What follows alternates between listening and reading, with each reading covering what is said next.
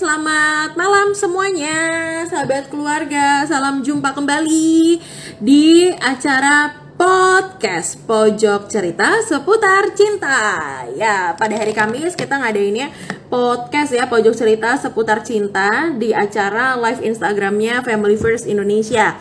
And as always, setiap Kamis kita ngebahas tentang cinta-cintaan. Nah, ini biasa juga tentang relasi kaula muda ya. Jadi berbagai dinamika yang ada di dalam relasi kaula muda. Dari misalnya cinta dalam hal pekerjaan, kemudian karir, pendidikan, dan lain-lain. Dan hari ini kita ngebahas, kalau minggu lalu di hari Selasa kita ngebahas tentang kekerasan dalam rumah tangga. Nah, pada malam hari ini kita ngomongin tentang kekerasan dalam pacaran. Nah, supaya banyak yang supaya yang kalau baru join nggak bingung kita ngebahas apa pada malam hari ini, jadi aku tulisin lagi judul atau tema kita pada malam hari ini. Langkah hukum. Wait ya. Langkah hukum untuk kekerasan dalam pacaran. Kekerasan dalam pacaran. Oke, aku pin dulu supaya semuanya bisa lihat tema kita pada malam hari ini.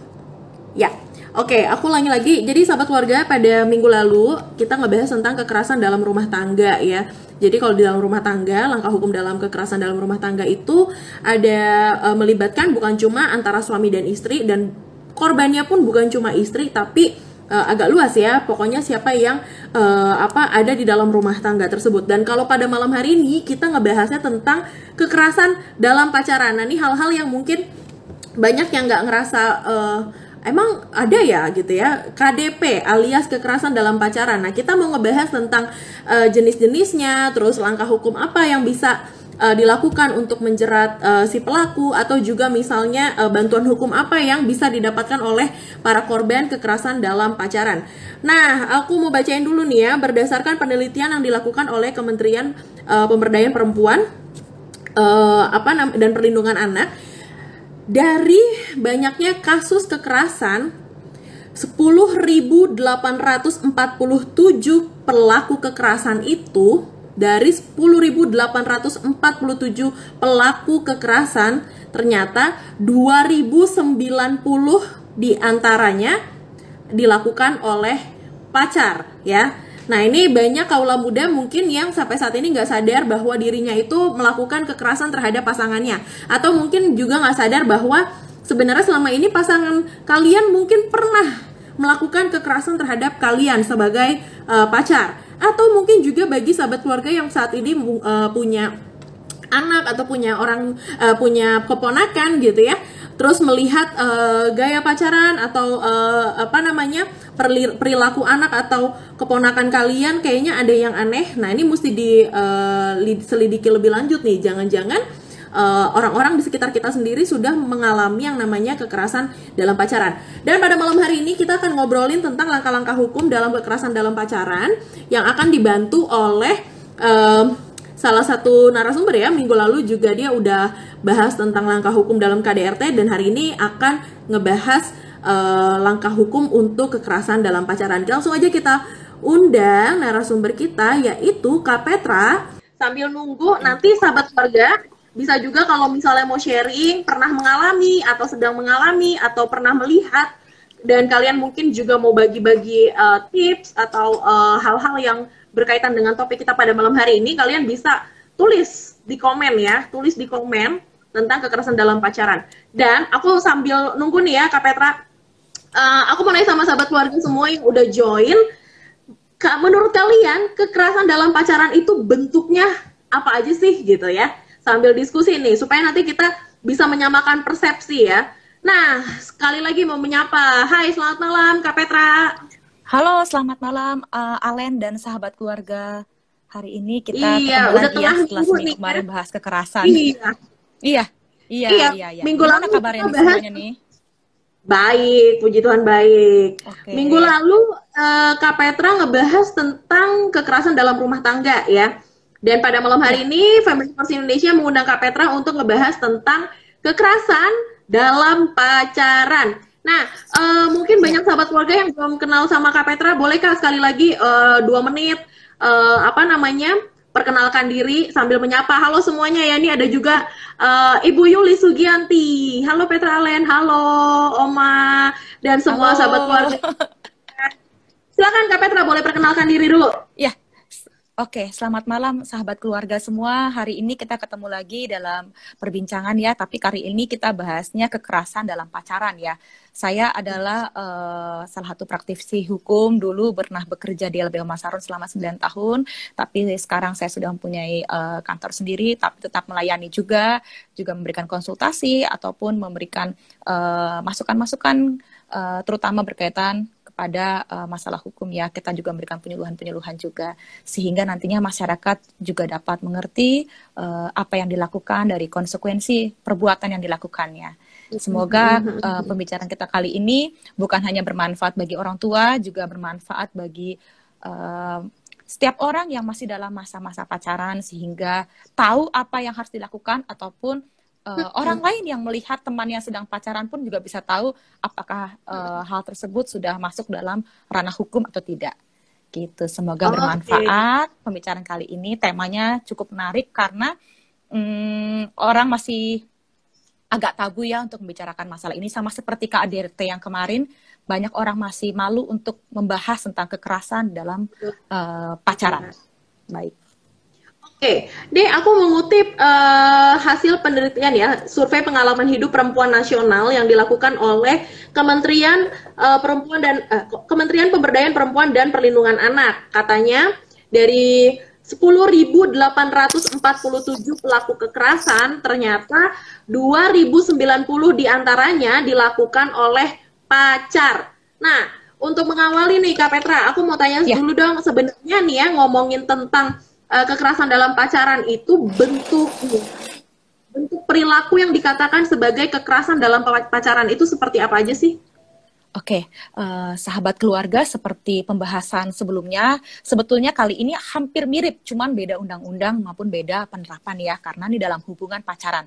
Artinya, setiap orang yang masih remaja maupun sudah dewasa yang masih dalam tahap berpacaran ataupun dalam hal ini belum sampai dalam jenjang pernikahan, itu baik si perempuan maupun laki-laki sama-sama menjadi individu yang terkait dalam nantinya ke dalam kekerasan dalam pacaran gitu, baik laki-laki atau perempuan. Jadi tidak hanya dibatasi, walaupun pada umumnya memang jadinya perempuan yang akan menjadi korban dan si laki-laki akan menjadi pelaku, tapi tidak tertutup kemungkinan bahwa perempuan juga bisa menjadi pelaku dalam hal ini dalam hubungan pacaran.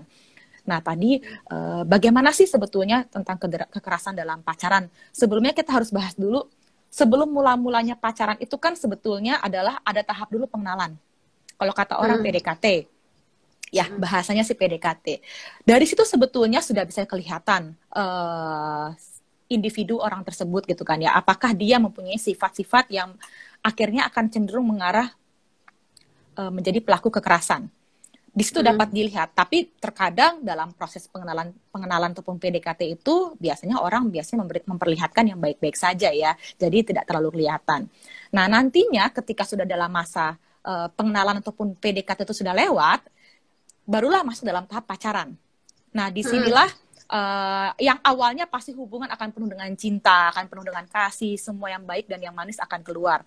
Tapi ketika sudah sampai ke tahap yang namanya penguasaan ataupun ada rasa cemburu, cemburunya itu berlebih ya dalam hal ini, itu yang salah satu menjadi motivasi seseorang itu menjadi berbuat kekerasan, entah itu kekerasan fisik, kekerasan psikis, kekerasan seksual maupun dalam hal ini ekonomi. Tapi ekonomi mungkin tidak terlalu ya, kecuali memang dalam tahap orang tersebut sudah dalam dewasa ataupun sudah dalam usia yang matang.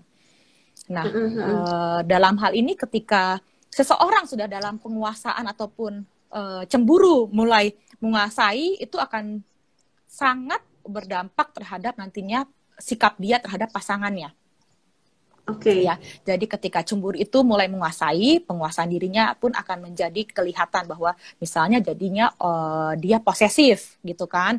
melarang, posesif, memonitor setiap kegiatan, ya itu awal mulanya seperti itu biasanya. Tapi posesif yang berlebihan ya, bukan posesif dalam arti yang baik, tapi posesif yang arti kata berlebihan. Misalnya nelpon sampai 1000 kali atau 100 kali gitu, atau chat berulang-ulang, atau ingin minta PIN ataupun password dari sosial media yang dimiliki oleh pasangannya, atau misalnya membatasi pergaulan daripada pasangannya. Nah, itu menjadi tahap-tahap awal mulanya terjadi kekerasan. Biasanya itu bermula dari situ, biasanya, tapi tidak selalu berujung kepada kekerasan.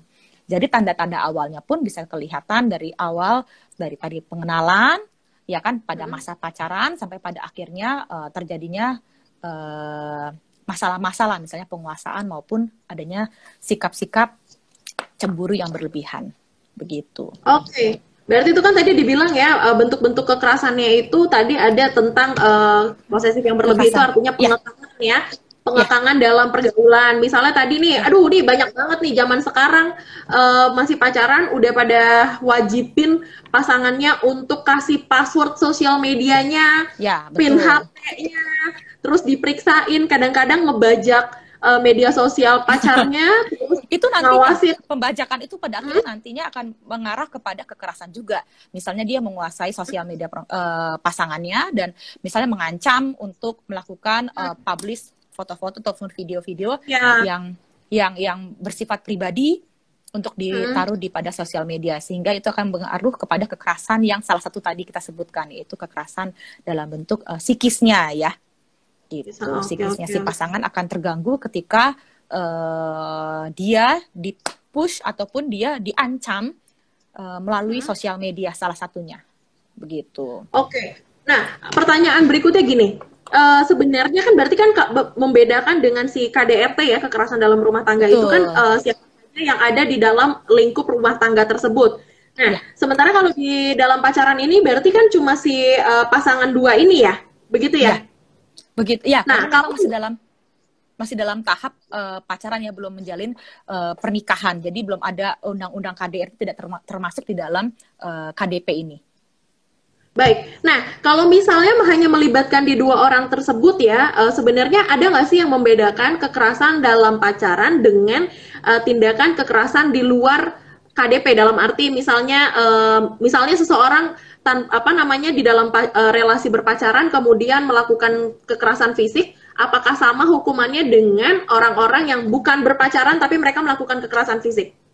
Ya, pada akhirnya memang akan sama, karena ini hubungannya memang hubungan sama-sama individu, bukan berarti terikat dalam hubungan keluarga ataupun dalam hubungan perkawinan. Jadi tidak dalam konteks undang-undang KDRT. Tapi masalahnya adalah ketika ini agak sedikit menyimpang dari sedikit ya, tapi ini ada beberapa orang bertanya, jadi kalau orang yang menikah siri, itu kan sebetulnya kan di Indonesia kan secara hukum kan tidak terdaftar pernikahannya secara hukum. Nah, itu bagaimana sih kalau terjadi kekerasan, apa yang bisa dilaporkan?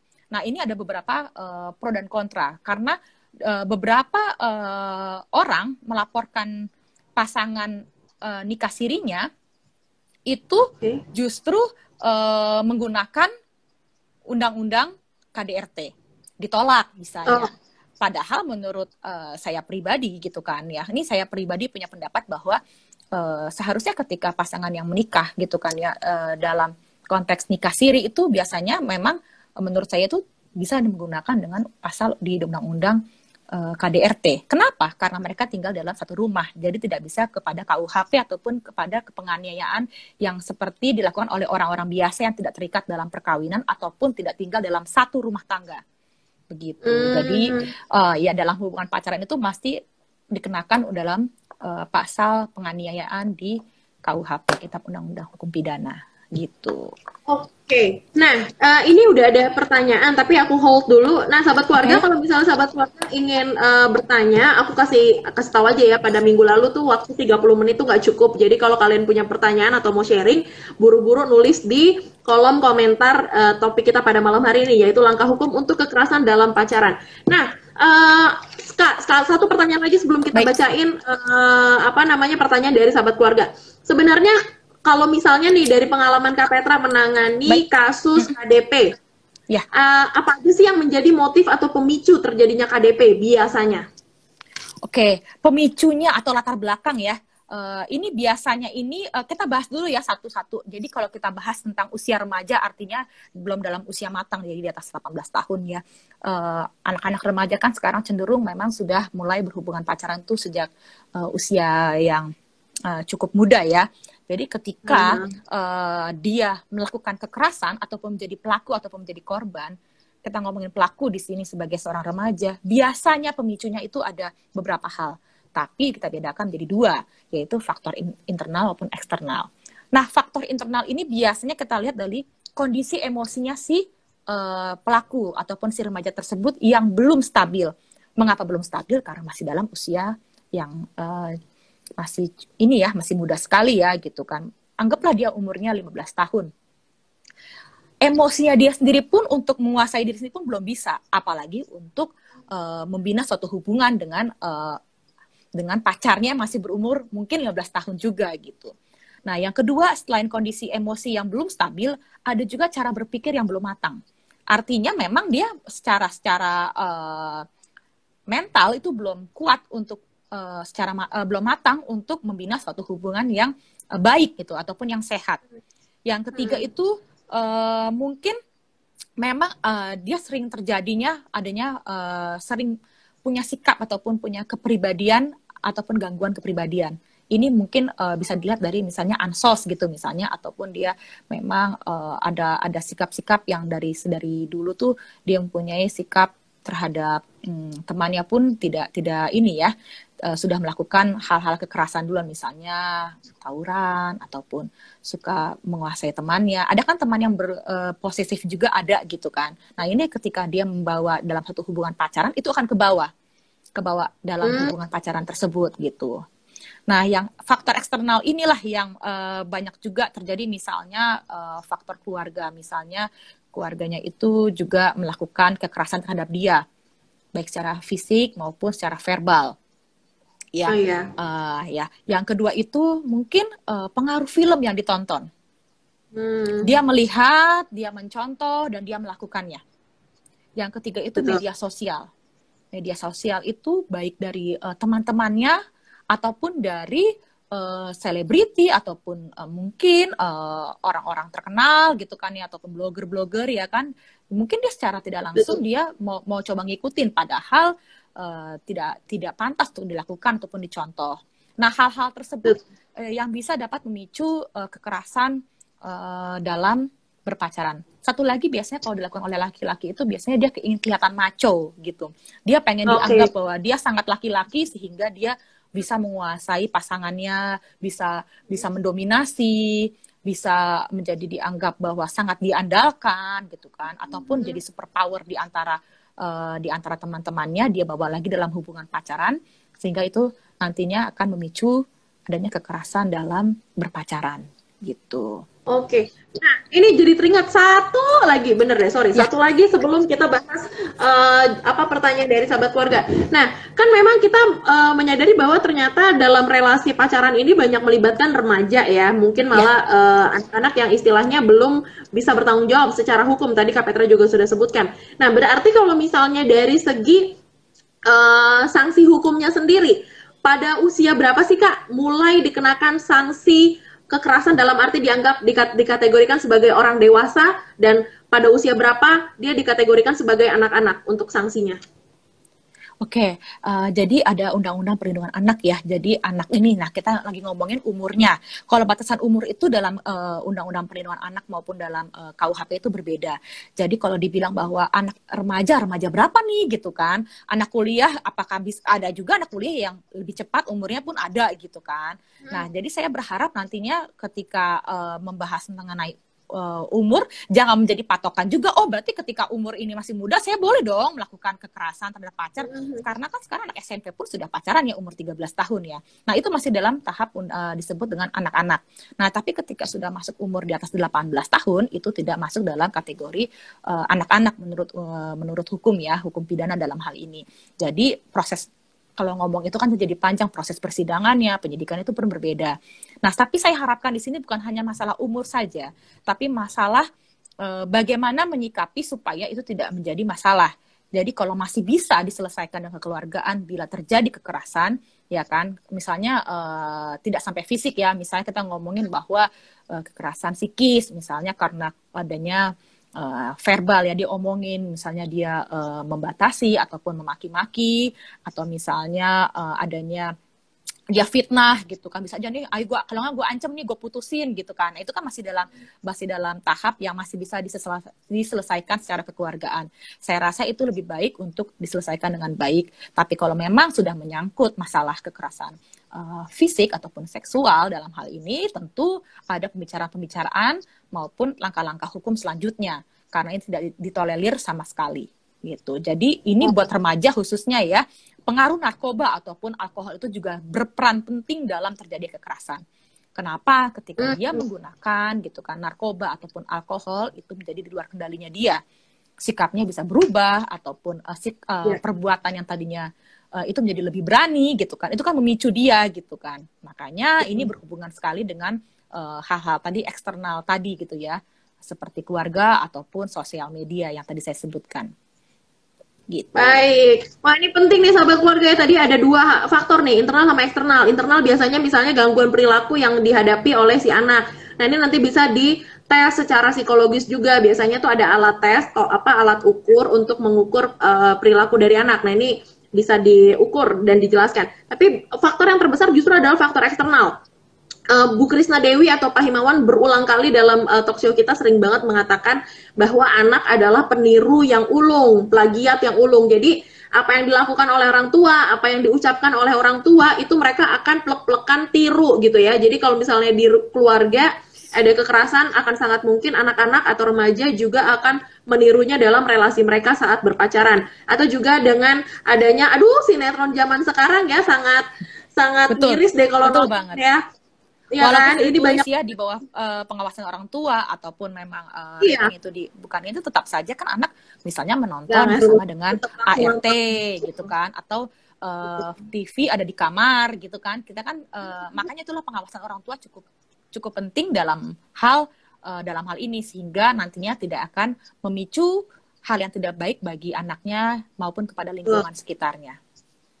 Iya, betul tuh ya. Jadi tontonan ya, entertainmentnya sama sosial media itu berpengaruh banget. Jadi inilah peran besar dari orang tua untuk mengawasi gerak-gerik dari anak-anak remaja kita. Oke, aku mulai bacain ya pertanyaan-pertanyaan yang sudah dituliskan di kolom komentar.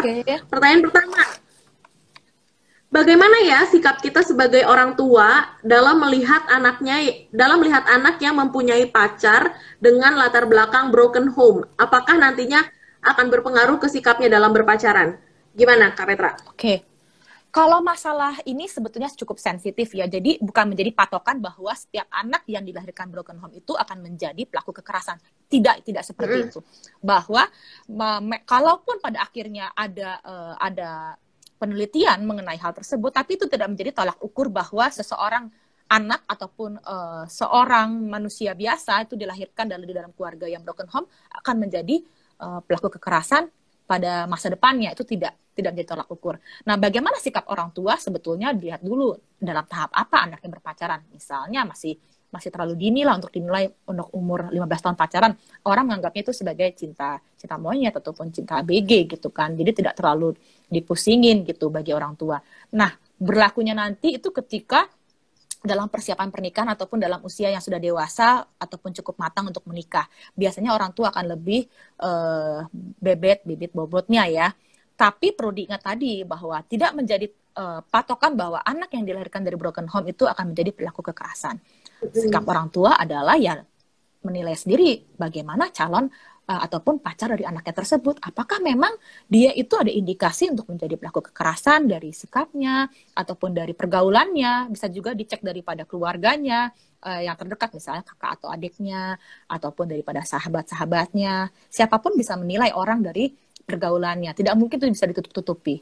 Jadi saya rasa bahwa orang tua sikapnya ya harus selain netral, dia juga harus lebih lebih awas ya dalam melihat gitu. Jadi melihatnya bukan hanya sebagai faktor eksternal, tapi lebih kepada internal dulu. Ya kalau internalnya anaknya baik-baik saja, tidak ada masalah dalam kepribadian, tutur katanya baik gitu kan. Selama ini anaknya pun diperlakukan sebagai individu yang baik dengan pacarnya, menurut saya itu tidak ada masalah gitu. Betul. Oke. Nah, berikutnya nih ya. Oh, jadi intinya ya, sahabat keluarga, kalau seseorang dengan latar belakang keluarga broken home atau mungkin pernah hal-hal yang kurang baik di latar belakang keluarganya, itu belum tentu belum atau tidak selalu akan tercermin dalam perilakunya di relasi berpacaran. Oke, pertanyaan berikutnya nih. Tadi ada sebentar. Apakah ada perbedaan? Wih, ini banyak di bawah, sebentar ya. Begitu ada yang nulis. Aku juga sambil scroll ke atas dulu, takut ke. Iya, makanya. Tunggu ya. Ini ada yang bertanya tentang apakah terdapat perbedaan latar belakang adanya kekerasan yang dilakukan oleh usia remaja dan dewasa. Ada nggak bedanya latar belakang? Kalau bedanya tuh hampir sama. Jadi perbedaannya tuh bukan hanya latar belakang, tapi justru karena misalnya kalau ada lagi itu kekerasan dalam hal ini penelantaran ekonomi. Ada beberapa pasangan gitu kan ya yang dalam usia matang itu mereka sudah berbagi dalam penghasilan. Misalnya, jadi ketika mereka itu sudah bekerja, ketika pasangannya itu ingin bekerja tempat lain, itu sudah dilarang, ataupun misalnya penghasilannya pun sudah diatur. Ini, untuk hal lain gitu kan. Banyak ya dalam usia sudah cukup matang, justru itu terjadi dalam hal dalam ini ekonominya gitu. Jadi ekonominya itu dikuasai oleh salah satu pihak ataupun pihak yang lebih kuat, yang lebih dominan, misalnya yang dia ekonominya lebih kuat biasanya akan mengatur gitu kan. Nah kalau ditanya perbedaan kekerasannya, latar belakangnya sebetulnya sama ya, nggak ada perbedaan karena sama-sama dari ada faktor eksternal maupun dari internal. Bedanya nantinya adalah perlakuannya, bentuk kekerasannya saja karena adanya faktor ekonomi tadi. Karena kalau masalah kekerasan terhadap seksual itu juga biasanya juga bukan hanya tergantung dari umurnya, tapi juga bisa dilakukan oleh anak-anak remaja pada saat ini. Iya, benar. Jadi kalau masalah latar belakang sama, bentuk kekerasannya yang ada perbedaan. Oke.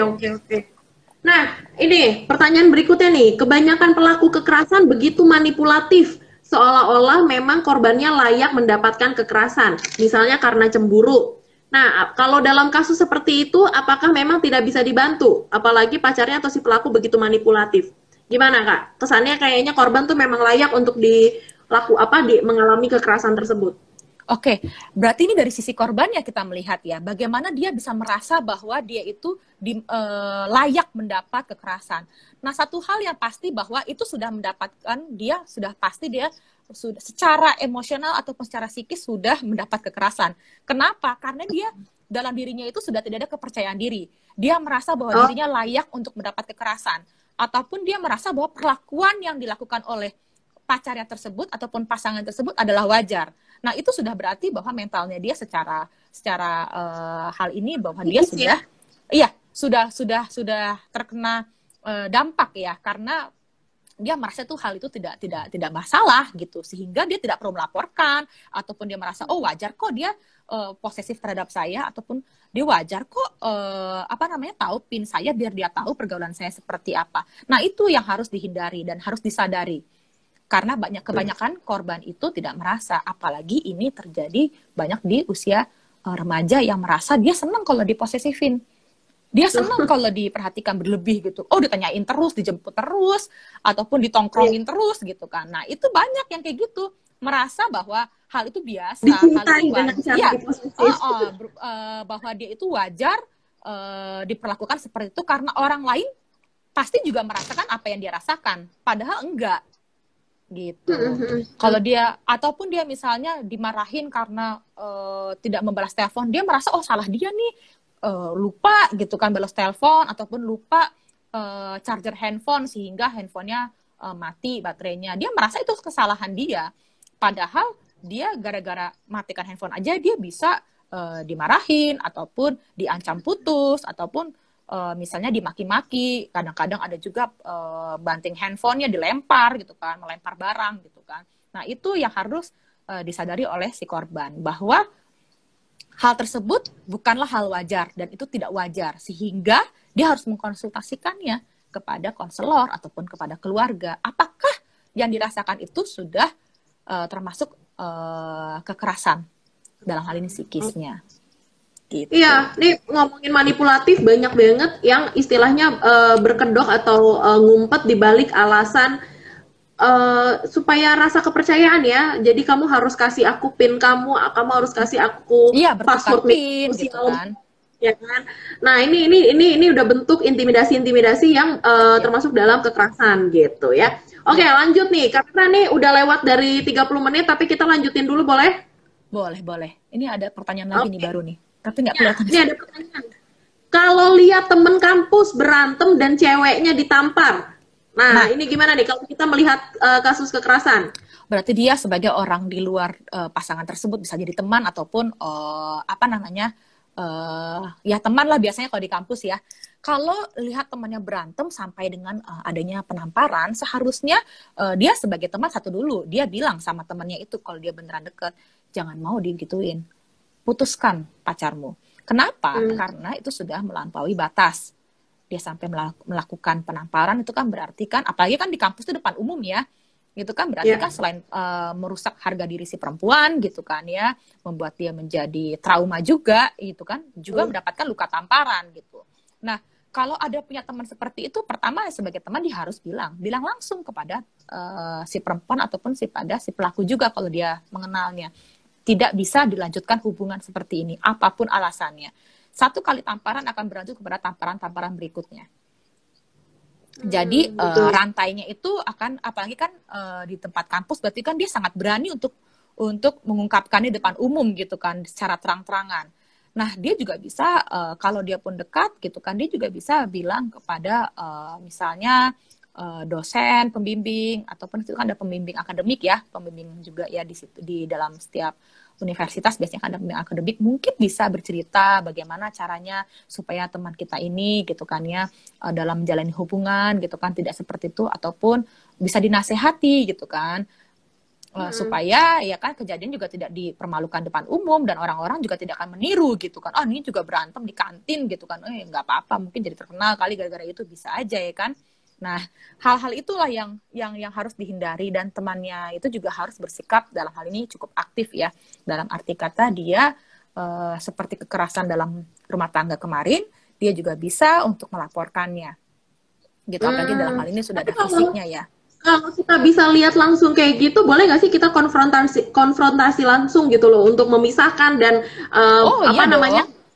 Nggak masalah memisahkan kan sebetulnya kan salah satu hal untuk mencegah terjadinya kekerasan berikutnya. Bisa jadi setelah ditampar ada tampar-tamparan berikutnya, kita nggak tahu, atau saling menampar atau melempar barang, itu kan akan jadi kekerasan selanjutnya. Ada baiknya ya temannya dilerai, itu sudah pasti kalau memang dalam hal ini kita cukup dekat. Kalaupun nggak dekat juga kita bisa minta bantuan satpam untuk misalnya membantu, Pak, itu ada yang itu tuh berantem gitu kan berantem bukan hanya antara teman saja, tapi juga bisa pacaran. Kita nggak tahu dia pacarannya berantemnya seperti apa. Kita harus berproaktif dalam hal ini.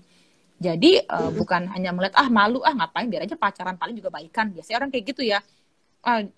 Itu tuh biasa, emang begitu, ntar juga baikan lagi, ntar juga gandengan lagi. Nggak seperti itu, karena sudah sampai terjadi kekerasan fisik ya, ditampar gitu kan. Itu kan selain memalukan gitu kan, juga akan membuat luka di tubuhnya si perempuan itu kan malu nantinya jadi merah atau apa, siapa jadi berbohong akhirnya nanti dia jadi kepada temannya, enggak kok nggak kenapa-napa gitu kan, padahal itu kan membuat secara rasa percaya diri dia menjadi menurun.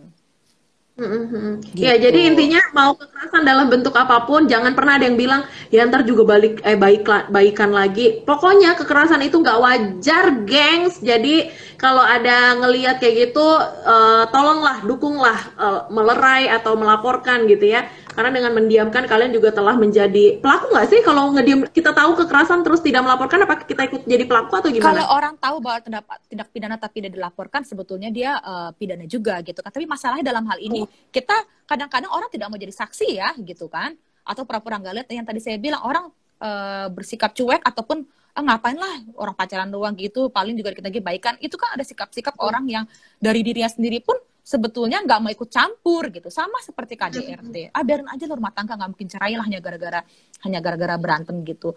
Kita kan nggak ada yang tahu setelah itu terjadi apa. Makanya sebagai manusia, walaupun kita tidak bertalian darah pun, kita juga tetap harus minimal untuk mencegah terjadinya kekerasan berikutnya. Gitu. Baik. Kita kalau kita bilang kan, setidaknya kita bilang untuk menasihati, pikirin deh mau dilanjutin nggak tuh hubungan seperti itu, apakah sehat, ya kan? Apakah yakin itu dia tidak akan mengulangi hal itu lagi? Ada jaminan dia berubah, gitu.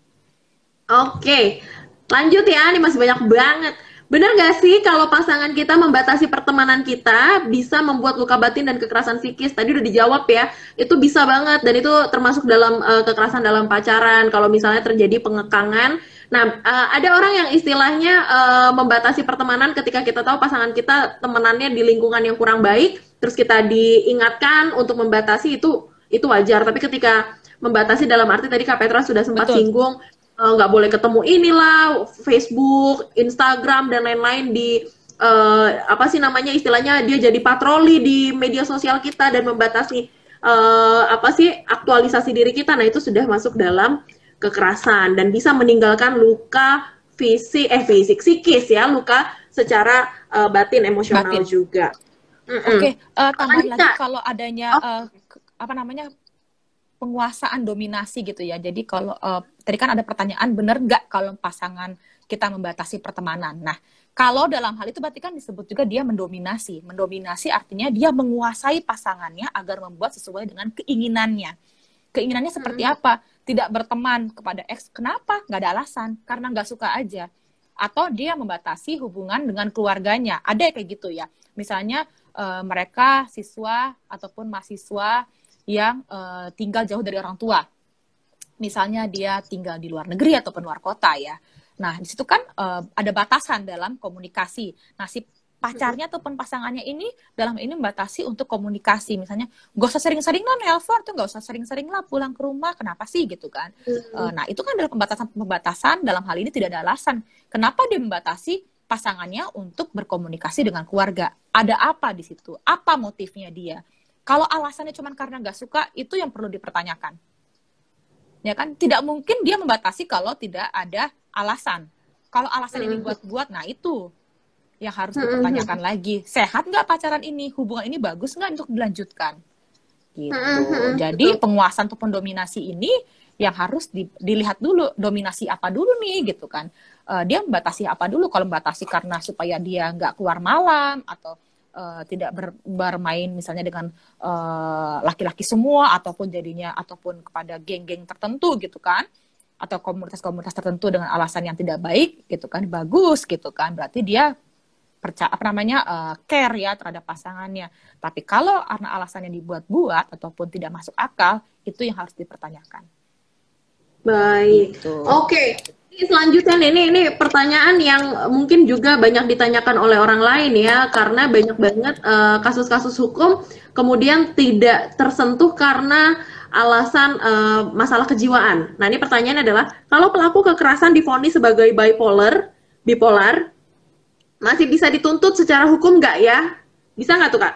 Oke, kalau ngomong dituntut ataupun ini kan bahasanya dituntut itu kan sudah sampai dalam tahap selanjutnya, misalnya sudah laporan polisi ya. Nah, divonis sebagai dia mempunyai kepribadian bipolar itu harus lihat dulu berdasarkan apa, bener nggak nih dia dapat dari surat keterangan atau visum et repertumnya psikiatri itu gitu kan, bener nggak dia atau gara-gara orang doang ngomong dia kayaknya bipolar nih, kadang-kadang baik, kadang-kadang marah, kadang-kadang ekstrim gitu kan. Harus dilihat dulu dari mana dia divonisnya. Apa buktinya gitu. Jadi nggak serta-merta dia divonis karena ada ketika itu hanya orang biasa ataupun hanya sekali konsultasi langsung dibilang, oh nih gue dibilang sama psikiaternya tuh ada gangguan. Padahal nggak ada buktinya gitu, nggak ada bukti secara tertulis. Kan harus secara tertulis ya, bahwa dia menerangkan dari segala beberapa macam tes dilakukan bahwa dia itu termasuk dalam kategori ABC gitu kan. Kalau tidak ada keterangan seperti itu, ya tidak sah dong gitu. Kecuali ada itu nanti akan dijadikan bukti bagaimana, dan itu akan nantinya akan masih dituntut secara hukum atau tidaknya nantinya dalam proses.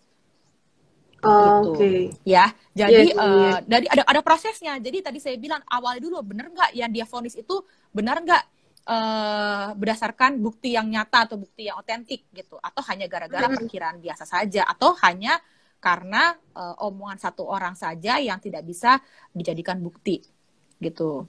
Jadi kan tidak semua Ah, orang bisa jadi saksi ahli ya, ataupun menjadi ahli dalam hal ini psikiater yang ditunjuk gitu. Jadi nggak bisa mm-mm. serta-merta dibilang bahwa orang ini mempunyai gangguan kepribadian ataupun bipolar gitu bisa pasti dia itu memenuhi syaratnya karena ada tes-tesnya.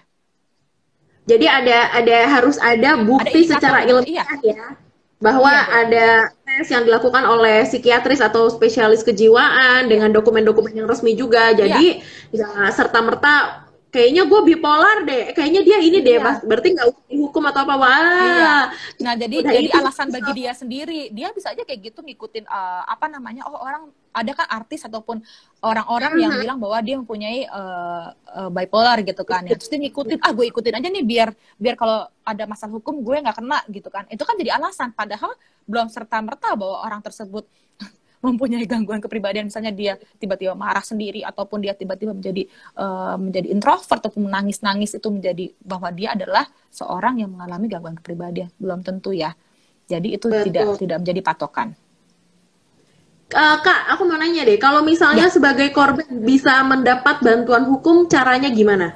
oke. Bantuan Langkah-langkahnya. hukumnya hampir sama seperti jadi korban KDRT yang topik kemarin. Nah, berarti bahwa si korban pertama dia harus menyadari dulu bahwa dirinya adalah sebagai korban.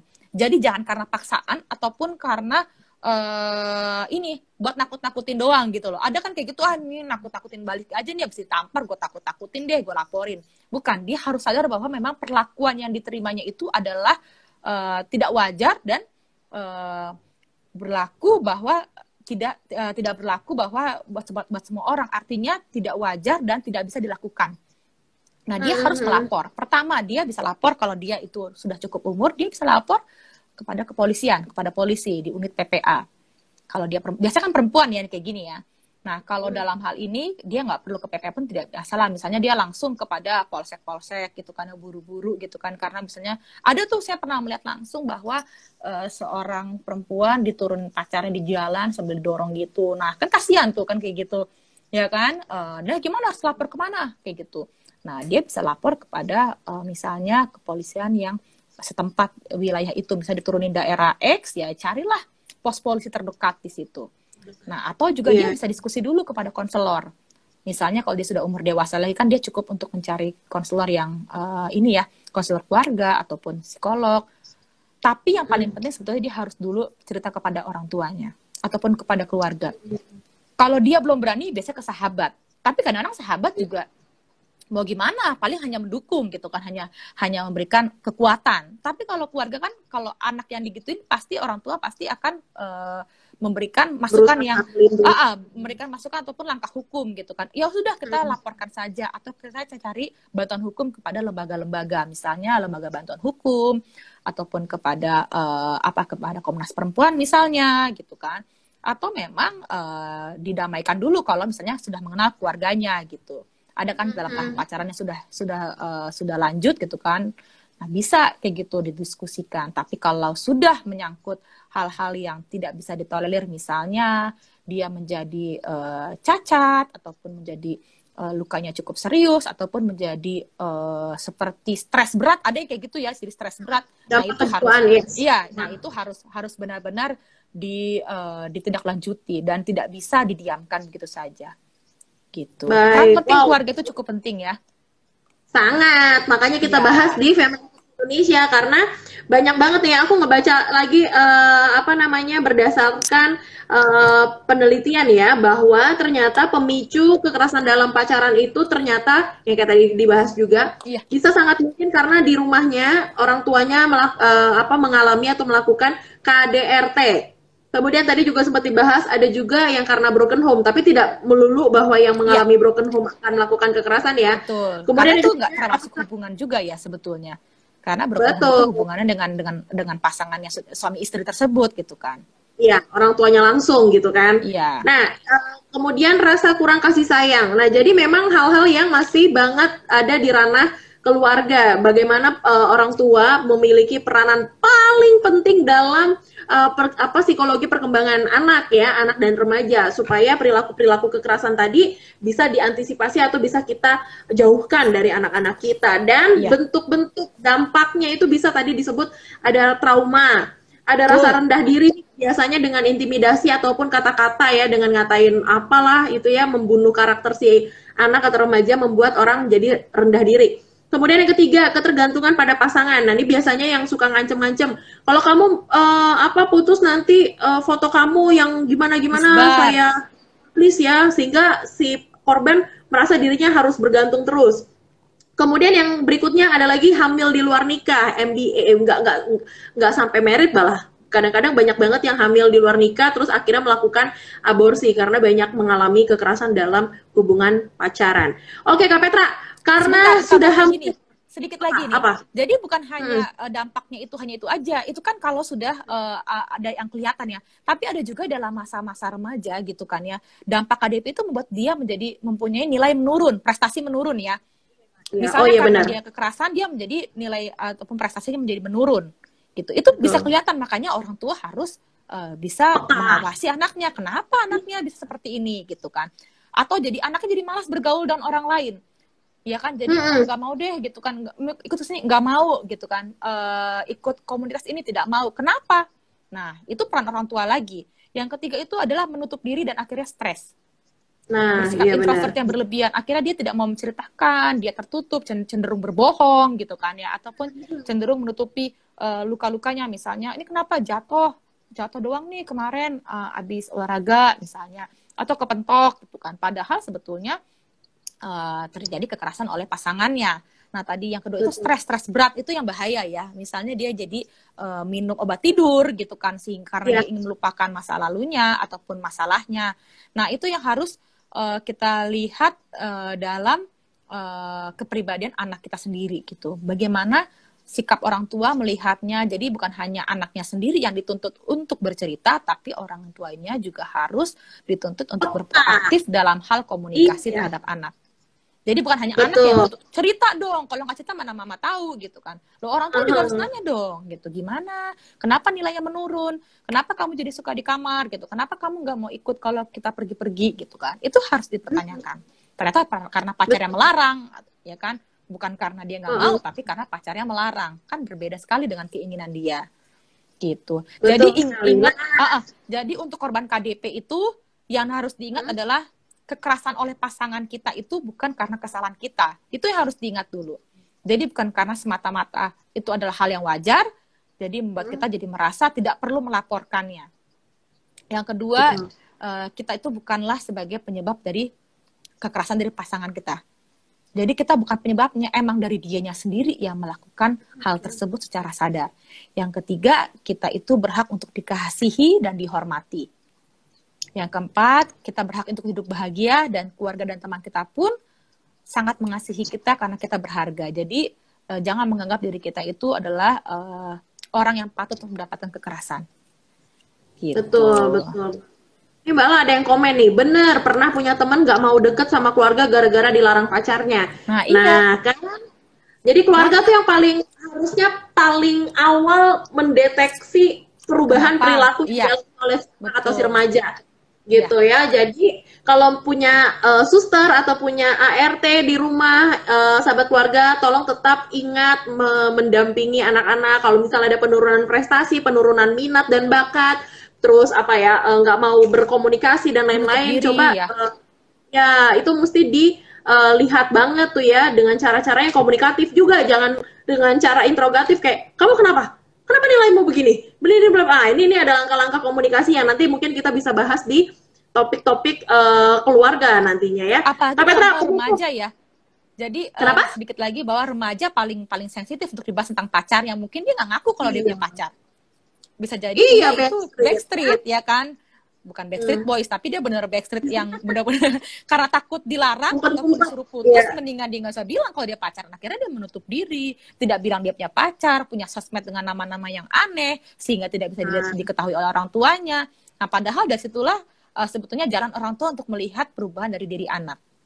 Kecuali kalau sudah dewasa, itu lebih susah lagi kalau dia tinggal di luar kota ataupun daripada dia sudah bekerja di luar negeri misalnya, kan peran orang tua kan akan sangat bagus hanya dalam hal komunikasi saja yang diharapkan.